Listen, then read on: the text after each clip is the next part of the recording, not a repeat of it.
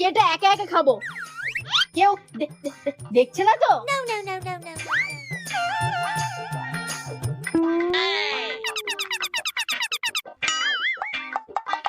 এখন ফিরে থাক, আগে স্নান করে আসি।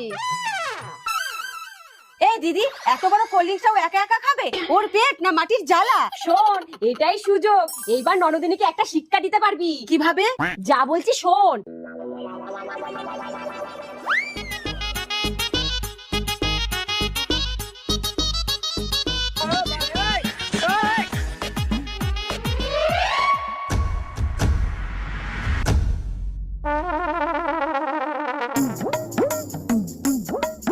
নে শুরু কর।